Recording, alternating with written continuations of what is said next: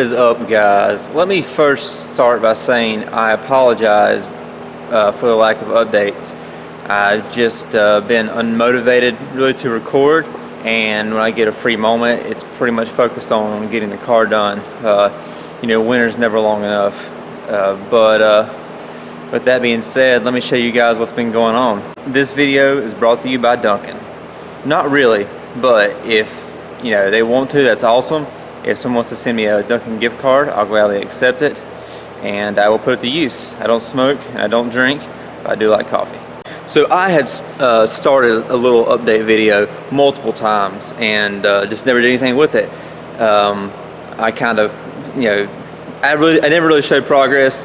More or less just showed what we had done, but once again didn't do anything with it. Just was not feeling it. But I think now, since we're kind of getting towards the end of the chassis work, I'm feeling like I have a little room to breathe, just a little, and I want to show you guys some stuff that's been going on. We are making a lot of changes for 2022. Going to run a different class, and I just kind of want you guys to see what's up. So let's start going around this thing and see what we got. Little thing you guys may not notice, but I did move my seat back. It's back probably about 2 inches and down roughly 1/2 inch, 3/4. I did not like how close my knees were to the steering wheel. I still probably will adjust the column as well. And honestly, I need to put like a grease fitting in that thing too, because man, there's a squeak and it's super annoying. But that was one of the first things I did. To do that, I had to cut like all the floor out. You can kind of see a lot of that metal in there is new, but that was the only way to get to it, was to cut the floor out there, and then afterwards Jake actually finalized that. You can see we got this whole new back half here. The car was definitely twisting up too much for what we had. Was not a fan of it. Looking for a solution, and I was going to four-link the car, but it was going to be a lot more work to a lot more cage cutting and redoing to do the four-link. So I was like, screw it, we'll keep the stock suspension for now. As you can tell, get a light down here, still have the stock frame rails and the stock positions, upper and lowers.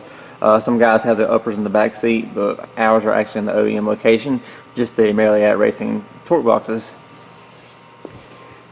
I had a bunch of carbon left over from the relay board that I made last year, so we used that to do pretty much all the panels in the car that had to be replaced. I'm glad it went that far, because otherwise it's just been chilling for over a year now.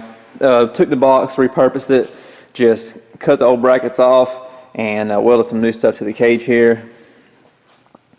And then the deck lid's carbon, and so instead of just cutting another hole in it, we just made a little 90 elbow deal here that'll come back out of the trunk lid in the same spot. Per usual, air compressor on board instead of CO2, because it doesn't run out unless the compressor stops working, which hasn't happened yet, but I bought a new one just to start this year off fresh, so it'll probably let me down. More changes safety wise here. It's a little extra weight, but fire system. As I get older, I try to be a little smarter about this stuff, and at least by adding the weight, we're putting it on this side right here, which will even things out a little bit. But that's all still got to be plumbed. And then Mag's Fab Works, who also sold that kit, makes a bracket that goes on the M&M shifter for the handles, so we're going to run the pull cords there. Then new tubs. We kind of hard to tell, painted black, but we did new tubs, and we did them all the way in to the tubes in the back, which basically follow the frame rails. By doing that, we just have more space, and it looks better. Honestly, it fills that gap in. Before we had kind of a divider in the trunk, but this time we left that down, and that one piece is just clecoed in until we get the enemies everywhere and our roll bar in. We're going to do one of the big boy roll bars in that area, so we just don't want to rivet the carbon fiber in until after everything is welded. Everything else roughly the same. Transmission's the same. Battery stuff's currently not back in here.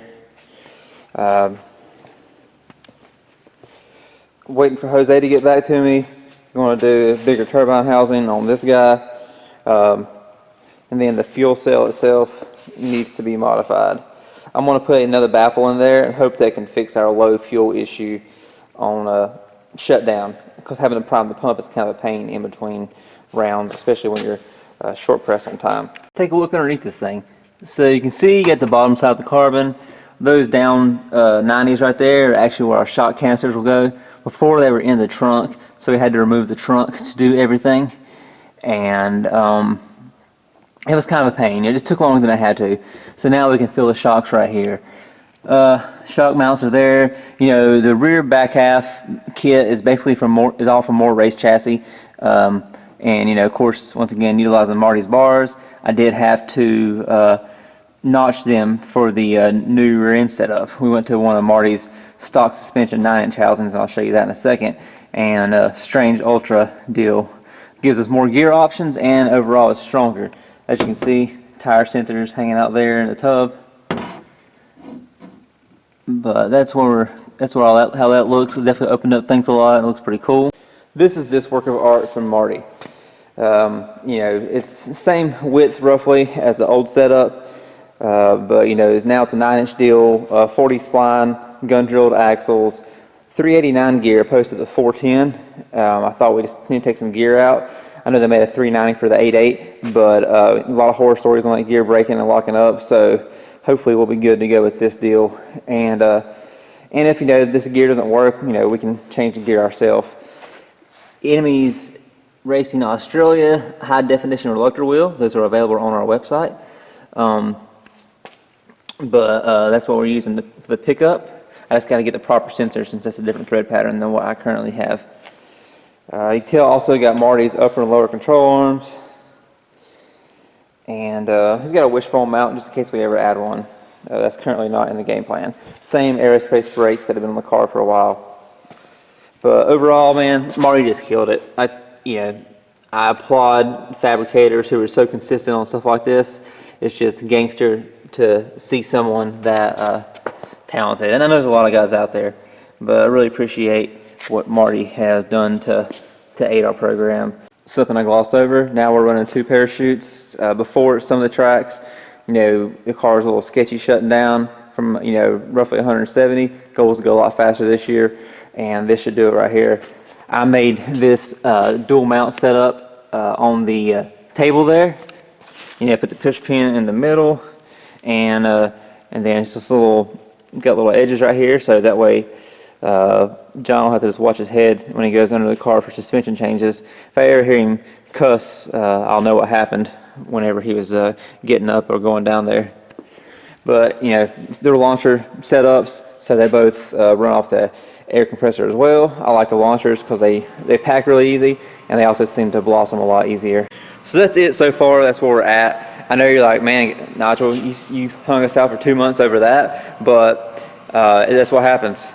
So there are more changes still in the works. The goal was to make Bradenton the end of January, but unfortunately, we're just still waiting on other parts, and they may be here before then, but then other things aren't going to be able to happen, you know, that allow us to use them. So just gotta wait and see. I feel confident we'll be lights out, assuming no major holdups. I've still got some things I need to do with the converter and stuff as well. But overall, a lot of changes for this year, and I think, you know, there's no reason we shouldn't be faster unless we just suck. And that may happen, and then if it does, maybe that'll push me to find another hobby. But I'm too stupid to quit, is what I keep saying. So probably a very unlikely scenario. Anyways, I want to thank you guys for watching. Please like, share, and subscribe, and I'll try to be a little more frequent from now on with the updates.